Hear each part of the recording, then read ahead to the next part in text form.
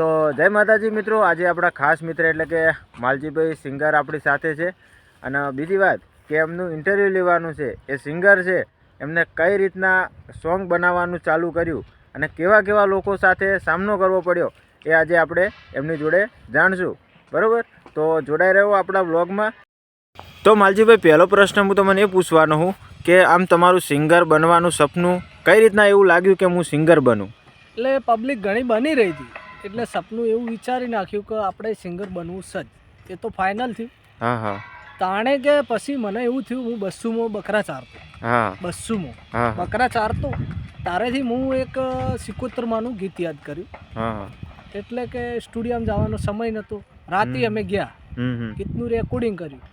પછી બહાર આવીને વિચાર્યું સાલું ગીત ચાલશે નહીં ચાલે. ગીત નહીં ચાલ્યું, ગીત ચાલ્યું નહીં. ગીત એટલે કે ઘણા એટલે કે હાલ 4-5 વર્ષ થઈ ગયા ગીત ચડાયેલું છે બોર્ડમાં ઓફિશિયલમાં, ગીત હજી ચાલ્યું. તો તમારું એ પહેલું સોંગ રહ્યું એ આપણા દર્શક મિત્રોને સંભળાવી દો. હા, સંભળાવી શકીએ. હા, તો સંભળાવો પેલું સોંગ. હો મને 71 મળીને આ દુનિયા મળી ગઈ. ઓ મારી માવડી રે મળીને આ દુનિયા મળી ગઈ. હા, તારા ભરોહે માતા જિંદગી ચાલે, તું મળે તો મારી વેળા આવે. મને 71 મળીને આ દુનિયા મળી ગઈ. ભાઈ ભાઈ ભાઈ, શું જબરજસ્ત સોંગ ગાયું છે. અને આગળ કેટલા સોંગ કરવાનો વિચાર છે? આગળ તો ઘણા બધા સોંગ કરવાનો વિચાર છે. હજી માર્કેટમાં ભાઈ અમે તો આયા નહીં. ભગવાન માતાજી કરશે તો ટૂંક સમયમાં. મારું એક સપનું છે કે જેવું હું આ ગીતો પાછળ ગોડો થયો ને એવી આ દુનિયાને મારા ગીતો સાંભળીને ગાડી ના કરી નાખું ને તો મારું નામ માલજી દે.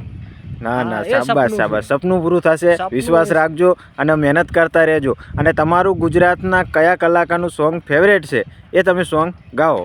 એટલે મને તો દરેક સમાજ કે દરેક કલાકાર, દરેક સમાજના કલાકારો, દરેક ગમે તે હોય, બધા કલાકારોના ગીત મને ગમે જ છે. પણ એમાંથી બે જે અમારા દિલીપ ઠાકોરે ગીત ગાયું ને એ મને 2 લાઈન બહુ ગમી હ, દિલથી ગમી એટલે મારા ગાવી. એટલે હો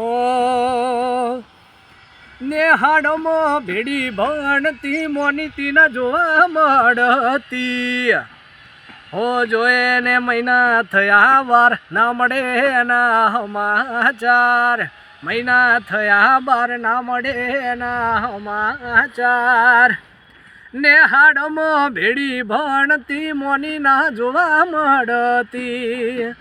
એ હાથે એના નજરું વાળતી મોનીતી ના જોવા મળતી. ભાઈ ભાઈ ભાઈ, તો માલજીભાઈ, આપણે તમારો અવાજ બહુ સરસ છે. એ તો દર્શક મિત્રોની નીચે કોમેન્ટ આવી જ જશે. તો તમે કામ શું કરો છો? કામ તો આપણે એવું છે ને સાહેબ, કોઈ કહેવાની વાત જ નહીં. ખેતી વાવીએ ને ભેંસો રાખીએ, ઢોર રાખીએ. અમને આમ ખેતીમાં શું શું વાવ્યું છે? ખેતીમાં તો સમજો રાયડો વાયો હોય, એરંડા વાયા એ, પછી બધામાં એમાં એક આ બધી મગફળી વાવી હતી. પણ મગફળીમાં તો બધાને ખબર જ છે ભલી વાર નહોતો ઊંઘતો. પણ હાલ તો એરંડા વાયેલા અને ઢોરોમાં તો ઓડ વાયેલું હોય, બીજું કોઈ નહીં. તો જે તમે આ સિંગિંગનું કામ કરો છો, શું તમારા ફેમિલીનો સપોર્ટ છે તમને? ફેમિલીનો તો સપોર્ટ છે. જે પપ્પા અપંગ છે અને મમ્મી ઘરે બેઠા છે. કોઈ એમ એટલું બધું એમ નથી કહેતા તું શું કરે શું નથી કરતો ને એ બધું. મને આમ તમારી વાઈફનો તો સપોર્ટ હશે જ ને? હા, મારી વાઈફનો સપોર્ટ છે. એવું એમ ને? હા, સપોર્ટ છે. તો મિત્રો, આપણે માલજીભાઈનું ઇન્ટરવ્યૂ લીધું. બરાબર, એ શું કામ કરે છે એ તો તમને બધું જણાવી દીધું એમને. બરાબર, કહેવત છે કે કોઈ બી કલાકાર હોય તો શરૂમાં તે ખેતીવાડીના કારખાનામાં ને ફેક્ટરીઓમાં કામ જ કરતો હોય. જ્યારે કહેવાનો મતલબ કે થોડું નામચીત થાય, કહેવાનો મતલબ કે ત્યારે મોટા મોટા સિટીઓમાં રહેવા જતા હોય છે. બાકી તો ઘણા બધા એવા કલાકારો છે જેમને સિંગિંગ લાઈન છોડી મૂકી છે. તો એમને ખાસ કહેવા માગું કે માલજીભાઈ જોડે કંઈક શીખવાની જરૂર છે. જે કે ખેતીવાડી કરે છે તો પણ સિંગિંગ લાઈન કરે છે, તો આમની જોડે કંઈક શીખવાની જરૂર છે. જય માતાજી, જય સદારામ બાપા.